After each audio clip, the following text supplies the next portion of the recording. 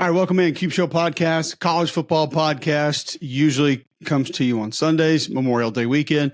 So we'll try to go Monday, and we still owe you a makeup pod from last week. UFL and summer baseball just has me backed up. It's been tough to keep up and get everything in. And I know what you guys probably think we're going to talk about today, and that is the NCAA's settlement in federal court and what that means to the future of college athletics and the payout and where we're going in roster size and NIL and all that other stuff. No, not. You can get that a million other places. There's 100,000 people talking about it. They're going to give you their opinions. A lot of us don't even know. A lot of us are guessing. I've talked to certain people about it. Some think it's going to end up helping things. Some think it's going to be terrible. I don't know. The only thing around it that I will tell you on that is I will make one prediction with this latest legal, I guess, shortcomings for the NCAA, as they are now scheduled to pay $2.1 billion. Probably you can imagine paying a couple billion to what the billion was going to be that you're avoiding to pay down the road. Either way, my prediction for this is this upcoming football season, specifically weeks 1 and 2, are going to be the most watched first and second week of college football in the history of the sport. All the noise being generated and whatnot, that all helps. It's all good. That's all great. But I just think the majority of us are ready to see an off tackle play. Like we're ready to see a screen. Like give me a screen. Like give me a dip and rip, pass rush off tackle, sack the quarterback. Like we need a pick six somewhere. Hell, I'll take a quarterback draw right now. That's as far as college football is concerned. Like, yeah, we're getting it in the UFL. It's been fun. It's great. I love it. I'll be in Birmingham the next 2 weeks. It's going to be awesome. But as far as college football is concerned, whether it's been NIL, transfer portal, realignment, new leagues, new schools, lawsuits, trying to sue to get out of their conference, 12-team playoff, who's going to play who, when, where, Pac-12 still alive, CW, television networks. Like it's way too much. And I think there's a lot of us that helps generate some noise for the sport, and that can be good. But we also just want some damn football, man. So I think the first 2 weeks we do have some marquee games, some exciting games. But it is going to make it some of the most watched college football we've ever seen. Weeks 1 and 2, most watched ever. Mark it down. You heard it here, right now. You guys know each and every week we're brought to you by Wickles Pickles, wickedly delicious. We always have them around. That's right. They are fantastic. Please tell your grocery store to get them if they don't have them. Why would they not have them? You have to have Wickles in your grocery store. They're exceptional. We love them. They are fantastic. They sponsor the show. Go to wickles.com. Check out everything they have. You can get some of the swag, get the gear, get the mug. If you want, you can get it all taken care of. Some new spicy pickles that are in now. You're going to love those. Get it going. Try Wickles Pickles today. They are fantastic. There are some transfers that I want to get to that I've watched some film on. I'm going to save that today because I want to dive into a team that I think is very intriguing this upcoming season. We said that Florida is going to exceed expectations. We've talked about a couple of other teams that maybe some folks are a little bit low on. If for one, have been high on Kentucky in the past when some people have not. And it's a program that I just love the way Stoops runs it. I love the mentality. I love the fact that it's not a bunch of 5-stars that are out there just, rolling the ball out and seeing who's better, more talented. But also I love the way that he's sort of morphed and changed here in the portal era and found success in the NIL era when a lot of people would have looked at it and said, no, we don't think you're going to be able to survive. But I also think this can be an intriguing team this year. Now, it's very similar to last year in that you got a couple of guys that we don't really know about, specifically at quarterback. Like Devin Leary was a guy that I thought last year was going to be a dude. Like when you saw him at NC State, it worked. I had certain coaches that were with him, around him at NC State during the season last year tell me, he's a 1-2 read guy and that's it. Like he's not getting further past that. And it surprised me a little bit because I kind of, with some of the things that I saw, I thought he'd be able to handle more. And as we mentioned a couple weeks ago, Devin Leary was second in the SEC in passing touchdowns last year. He also led the SEC in interceptions. So, but guys like Ray Davis have been phenomenal. They've been able to plug and go with different transfers to be able to help and do some different things. And I think they have more help coming in this year. So what do we get from Kentucky this spring? Kentucky spring review. Well, it's not much on the actual spring game, that's for sure, because that wasn't broadcast. And the highlights that you can go find, I guess you can try to make something off of that. I haven't had a chance to see a few different things that I'm not sure other people have seen. And I've had some conversations. So I'll share those with you, what I know, what I've seen a little bit of, and kind of what I think this team is going to end up being this upcoming season. Now, first off, out for the spring. Deion Walker, Josiah Haynes up front on defense, Tavai Gadsden, Keyshawn Silver, Jordan Lovett at safety. Zion Childress was limited, missed a lot of the spring. Cortland Ford on the offensive line. Jamori Macklin at wide receiver.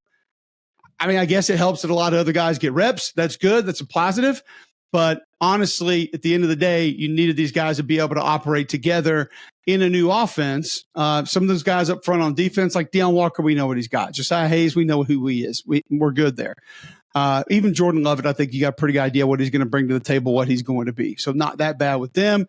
Cortland Ford, you'd love to see this offensive line 5-5, get going, work together, and get as many reps as possible doing so.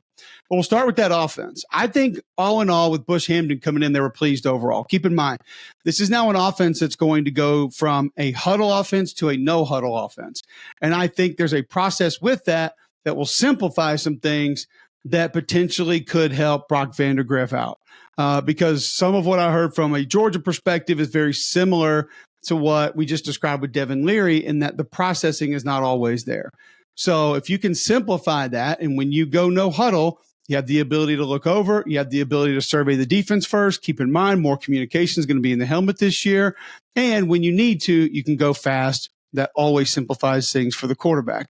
But I think the goal of this offense will be sort of win the pre-snap and make sure that they're getting into the right things the right way and have enough time to be able to do that. You saw last year, you huddle up, you get a play, you try to change it. Then you want to motion, move guys around, and things get rushed. People get uncertain. And I think they want to try to avoid that going into this season. You also get Eric Wolford back with the offensive line. Everybody knows I'm a fan of Eric Wolford. I think you bring a little bit more of a hardcore mentality back in there. He understands what it's supposed to be, what it's supposed to be like. Most important, recruited some of these guys and has worked with a few of these players before, which I think is going to be big because that expectation works both ways then. But Vandagriff slowly got better throughout the course of the spring based on my understanding. This is an offense that's going to require anticipation. The play action windows are going to be something that he's going to have to be good with, because if the run game does what it's supposed to, that's where they're going to hurt people most in the passing game. The operation, though, based on what I've been told, what I've seen, was very good from Vandagriff in the spring, just meaning how he handled all of it. Doesn't mean he can't get better in certain ways. Doesn't mean certain things aren't lacking, but he sort of operated the offense in a very strong way throughout the course of spring. I think that's good news. Shows leadership, awareness, want to. And most times when you get transfers from, say, Georgia, Alabama, places like that, it's one of two things. It's guys that have all those traits, but somebody better's in front of them, or they're just turds and it's probably not going to work out anywhere. Now, bigger than I think a lot of the people in Lexington thought, more physical, I think, than most people in Lexington thought. And he's going to add a little bit of a run dynamic that probably wasn't really there last year. Someone like who can handle it and has that ability to be able to do that. Now, where does he improve? Some of the awareness, I think a feel in the pocket, kind of like some of the just understanding, hey, when to step up and then leave, when not to try to go east and west out of the pocket. That's the kind of thing that he needs to get better at. And some of that does come with live reps. Let's be real. You talk about pocket awareness. If you can't touch a quarterback in practice or in a scrimmage, you're not truly going to get that until you play. And some guys just kind of have it. But either way, I do think you need to experience it to truly be great at it. That's a place that he needs to sort of improve and needs to come on. But he's going to add a different sort of element running the football at times with Bush Hamdan's offense that I think is going to help how it's defended other places. Bo Allen transfers back in. He was there before, goes to Ohio State, comes back, apparently armed stronger, had a good spring, pretty good understanding and feel of what's required from him. And I think he comes in maybe with a little less ego, knowing sort of what his role is going to be on the team. And there's some value in that. If he's a guy that you trust, has to go in for 2 series or even 2 games, then you know you're going to get the other guy back, because you lose a little bit of the conflict. You lose a little bit of the what if he does this. You just kind of know this is what it's going to be. We also know what he can handle. He can get into the lineup, do some different things, be our guy, and we're going to be okay. Also, the Gavin Winsmith kid from Rutgers, I think bigger, physical, can really run, red zone, maybe situational guy, could come in and help a little bit. And the Cutter Boley freshman that's coming in, the good news there is I think the expectation is to redshirt. The expectation is to bring along slowly. There's a little bit with he and his family, I think, that Arch Manning mentality of, we know we're not ready to come in and play right this second, but big arm, a lot of arm talent, and I think actually even younger than his grade, if that makes sense. I don't know his exact age, but he's not old for his grade, so to speak. He's younger for his grade, and he's coming in early. So the guy that's just super young is going to start learning now, so that development down the road, he can really be somebody who helps. So behind the quarterbacks, Chip Trainum is an Ohio State running back a lot of people love. I'm a fan of him. He is a downhill thumper of a running back. Like, he fits the mold of what we've seen a lot of backs under Mark Stoops be. Just not afraid to put his head down and get tough yards, can be physical. His hands are a little bit of an issue, though. And I'm told that he's very aware of it, that he's been working at it, that he's out there early mornings on the jugs machine trying to get better at it. So, hell, I'll take that every day of the week with a lot of these kids that don't want to put pads on or even be a part of the other one, just go take pictures for the gram. And this kid's out there on the jugs at 5:30 most mornings every day trying to make his hands better. A part of his game that probably isn't going to be utilized that much. Good in pass pro. I do think his overall sort of vision is a little bit of a question or a concern. And sometimes when you have guys that are downhill, that's a real problem because they just want to go find the other color jersey and run over them. But him finding a feel for this run scheme is something I still is going to take a little bit of time, but it's not that he can't get to it, not that he can't do it. Then you have Demi Sumo-Kumbaye, who the NC State transfer that I think they tried to kind of move him to slot last year because he was a little bit explosive, never got great at it, just kind of didn't work out. And somebody that's going to come back to running back and be a good alternate. And somebody who I think can handle the load if he needs to, but has good juice, has more breakaway speed, can be a bit of a home run hitter. But he's also got that sort of dog mentality. Like, he is just not afraid of anything, fears no one, will go out there and take a hit if he needs to, not worried about the physicality, but somebody who maybe just adds a little bit of an extra gear. And then I think you'll probably see true freshman Jason Patterson get some run and a couple other backs that may work their way in. But I think the majority of the low is going to go to those first two. And then you'll kind of see how it plays out after that, depending on where everybody else is. One thing that I really like about this Kentucky team this year is a tight end room. It's been an underrated room there for a while. They've had multiple tight ends that just haven't been, first or second NFL guys, first or second round NFL guys, but just do a lot of the dirty work, not afraid to get out there and get it done, make big plays when they need to. And I think they have a trio of players that can really help them this fall. So when you start with Kamari Anderson, he probably has the most ability. He would be more of your flex tight end, your mismatch guy that's going to be able to run past the linebacker, jump over a safety, out physical a safety, those kind of things. And they'll move him around and do some different things with him. Well, obviously Josh Caddis comes back. He is your grinder. He is your sort of in your face, inline, old school tight end, hand in the date. Put him next to the tackle and get your duos right there and just push people off the football. Like, I loved watching that kid block last year, not afraid of it. And it's not that he can't catch, but he's just not as athletic. And I think Jordan Dingle is your right in between.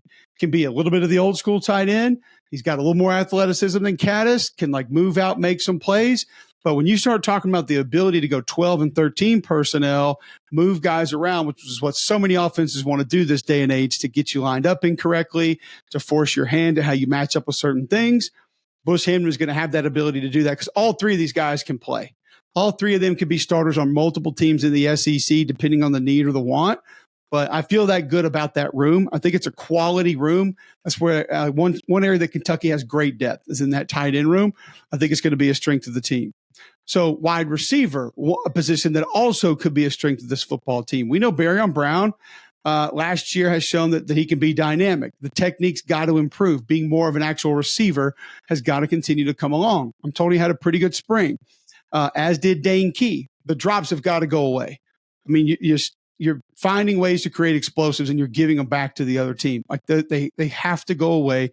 But I also was told that he's gotten a little bit better at not putting the ball on the ground over the course of spring. If that happens, he can be a big-time receiver in the SEC. I mean, hell, I thought this group could have made a push to be the best receiving core in the SEC last year. Now, they weren't going to be better than what LSU had or what Georgia had last year, but they have that ability to be talked about that way. It's just consistently they got to find a way to make the plays on the field, and they haven't really done that yet. So Anthony Brown-Stevens, another guy that I think we saw a little bit of last year. He's going to be in the rotation. He'll help a lot. Hardly Gilmore, good in one-on-ones. Apparently one of the better receivers in one-on-one situations down the field. He's going to help. He'll rotate in. But you're also talking about a guy that's, 170 maybe? So you just got to be careful with how that operates and how you actually utilize that. But I think you've got 4 to 6 wide receivers in this group that can help, that can play, that can line up in different places. And maybe the best news for this group is they were cross-trained across the course of spring. So you're going to get different guys be able to line up and play different positions. And it really wasn't always like that last year. Well, now you're going to have the ability to find different matchups with different players that are more favorable, move them in certain ways, and hopefully be able to create explosives down the field.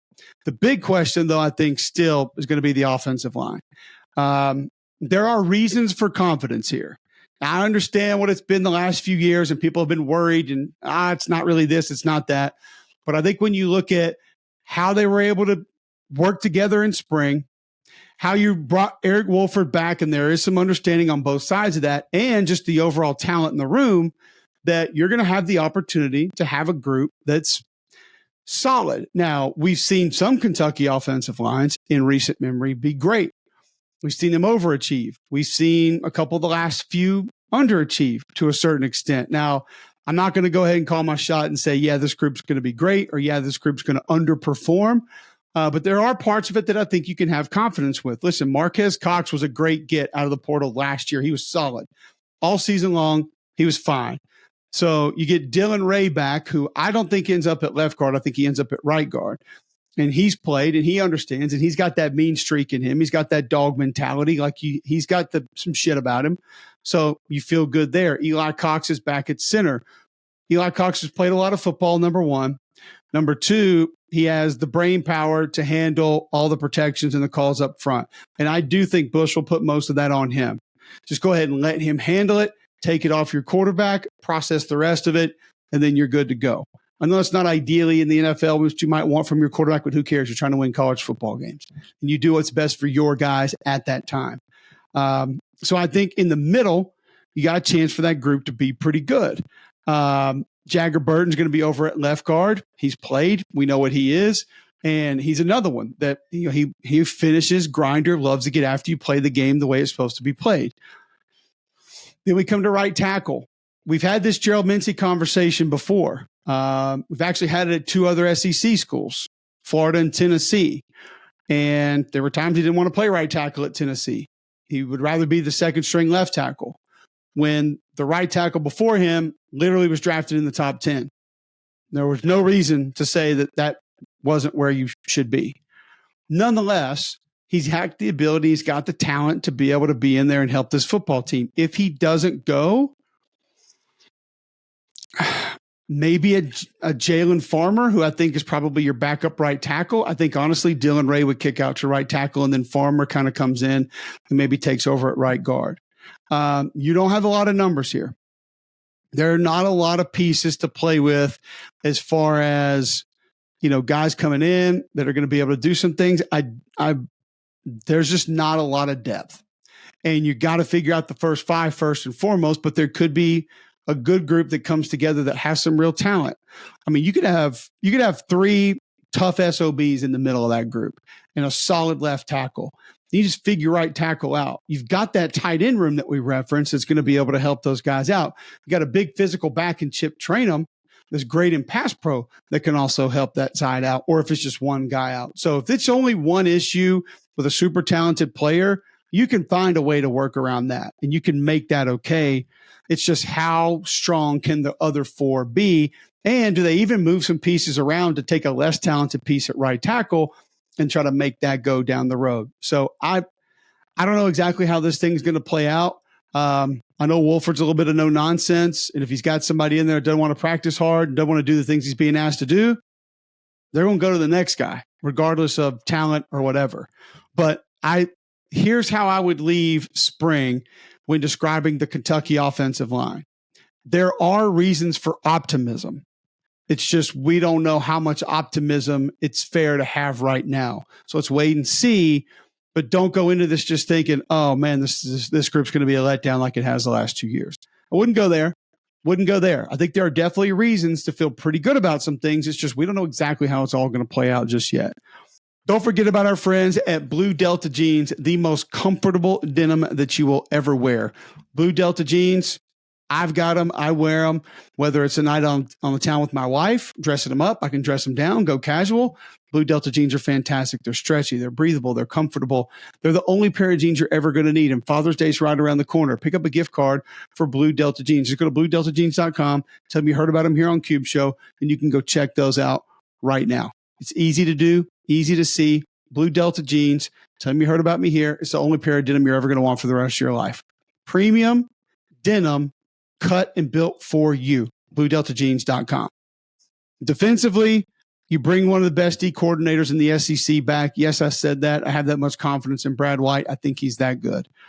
Up front, I just mentioned a bunch of D linemen that weren't there in the spring, but that's fine. Like listen, Josiah Hayes has played a ton of football. Okay. Deion Walker is one of the better interior defensive linemen in the league. All right. He's going to be fine.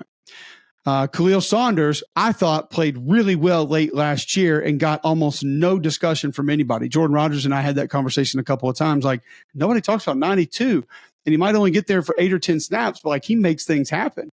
Ribka played last year. Like, he's a guy that understands it and gets it. So, even Octavius Oxendine is a guy that has played a lot of football here and gets it, understands it. Like, Tavion Gadsden didn't go through spring, but you have the numbers inside to be okay. I'm not overly concerned about that. I think that can end up being a strength of this football team, but you want to see some of these guys that were banged up in the spring be healthy once you start fall, and I think they will be. They'll be fine. J.J. Weaver back off the edge. He's got the COVID year, 6th year. Last year, it was a little bit of a disappointment for somebody with his ability, but this could be, sort of get the bag year, so to speak, for J.J. Weaver. And he's got the length, the flexibility, the speed, the quickness, and considered leaving last year. He wasn't going to be picked anywhere near the top 3 rounds. So he's going to come back and make another run at it. And I think he's got a chance to have a big season. He's got that kind of ability. It's just got to come together. And I think Brad White will know a little bit more how to use him this year based on some of the frustrations from last year.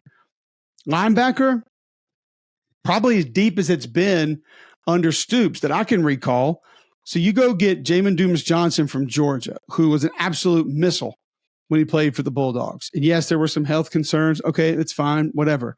But leader, vocal, understanding, football smarts, like high football IQ, character. He brings all that to the table, which is big for this defense. Because you also have coming back Derek Jackson, who handled a lot of things off the ball for this defense last year. So now you got 2 guys that can pretty much do all of it, handle all of it, and you're going to look at bringing a different player down to be able to help them in some different times, which I kind of like this move. So to add some speed and add some coverage ability, you get Alex Afari and you bring him down to play off the ball. Now, is the weight going to be probably an ongoing question? Yeah, probably. But if you've got the other 3 or 4 that you're rotating in, and he's just more of your coverage backer off the ball, I think you'll be fine there. So I like the move. And now you have Dumas-Johnson, Jackson. Davin Rayner's going to split some time. Saw him play some last year. Like, he's a guy that's going to help. And then if you have Afari down there to help as well, that's 4 they're going to rotate in and out. You're good off the ball. So I think you're fine there. And we know what's asked of that position in this defense. And you lost a guy that was tweaked up and a big-time playmaker last year. But I think you have enough now, especially if Dumas-Johnson's healthy, that could be a pretty strong point of this football team going into this season. All right, corner is an interesting one because Maxwell Harrison is going to be your boundary corner. He's fantastic. We know what he did last year. My understanding is he had another good spring. But the other cornerback could kind of be up for grabs. Jansen Dunn apparently had a really good spring. Won it coming out of spring as far as his performance, but mentally and emotionally has a little way to go. Not necessarily strong in those areas right this second, but could get there and could be a guy that's a real playmaker in this defense to the field. Hardaway will have a shot at that as well. And then from a safety perspective, I think Ty Bryant's going to spend most of the time at nickel, which gives you a lot of different bodies at safety. So Jordan Lovett, who we said earlier, obviously a guy that has played in the slot and now can play safety off the ball as well. Christian Story comes in from Alabama. Similar to how we described Dumas Johnson, football IQ, awareness, leadership, maturity, all of that. And he just, over the course of spring, my understanding is grew and got more comfortable, and then looked like he was going to be a real player once they got a little bit later in the spring. So you've got a lot of different bodies with Bryant, Childress, Lovett, Story that you're going to be able to move around in the secondary as far as safety is concerned. Alex Afari can then go to backer, which lets Ty Bryant go to nickel. So I'm not worried about this at all. I think safety, another position that could be solid for this group. You got a couple of freshmen that could come in and maybe push for a couple reps and help on special teams. But either way, you have veterans, you have leadership, you have wherewithal, you have know-how at all three levels of this defense. And you have pretty good depth at all three spots. Like we talked about on offense, running back depth could potentially be a problem. O-line depth, definitely a problem. But I think the depth here on defense, like you love the inside. Like, would you like another like legit edge guy? Okay, maybe, possibly. But I think you're looking right now at pretty good depth at all three spots defensively for Brad White, which could allow him to maybe be a little more multiple in different ways at different times. And it'll help this Kentucky team throughout the course of the season. So all in all, you get your offense installed. You get a quarterback that gets more confident in that offense. You put some of the pieces around him. Your receivers that needed technical fundamental help apparently have taken some steps there. The offensive line beginning to gel. Still need to know the exact five. I think they're close to that. And the running back position doesn't have to have a ton of juice like it did with Ray Davis last year if those receivers elevate a little bit. And I do think the way that Bush Hammond is going to handle things pre-snap is going to be able to help a quarterback out be better mentally, able to survey things, getting through those progressions, because all the protection stuff is going to be on the center, which is even better. So it almost feels like they're doing everything they can to allow the quarterback to just go be good talent-wise, as opposed to just running the whole show-wise. And like I said, the operation of the offense was good in the spring. So therefore, you have a real positive way to go build and know what you need to do through fall camp, through the summer, and potentially put a pretty good football team together. I don't feel like anybody's talking about them. I don't feel like anybody's mentioned them. I feel like people look at last year as a bit of a letdown when it could have been a little bit up, a little bit more. But there are pieces here for this team to be really good. And I don't think it means they compete for an SEC title, but I also think that they could be well past a 6 or 7 win football team if some of the parts come together. So I feel good about it again. I think you got to give Stoops a ton of credit for being just an 800, 900 hitter in the portal. Like they just don't bring in a bunch of guys that miss through the portal. They're almost all high level contributors, and you got to give him credit for that. And they're going to be behind some other schools playing that game, but they put them in. The personalities seem to fit a lot of times, and he has stuck to his core, yet found ways to alter things just a little bit to be more dangerous in different places. So that's our Kentucky spring review. I feel pretty good about it. I'm sorry for the delay on some of these. If you're watching on YouTube, please go subscribe. We're really close to 10,000. We're almost there. Josh is going to hate it when we get there, but I'll appreciate it when we do. Give us that 5-star, give us a review. Please subscribe as well on iTunes or over there, wherever you listen to your podcast, Spotify. We always appreciate you being with us. We're going to try to get back to a normal schedule here over the next few weeks. Being in town for UFL games will help. Baseball slowing down a little bit, but I appreciate you guys sticking with us. We got a couple more teams to get through, and then we're going to go to some more portal guys. We'll probably throw a couple lists out. We'll start previewing the season here before long because Media Days is coming up. So thanks again for being with us, and we'll be back next week.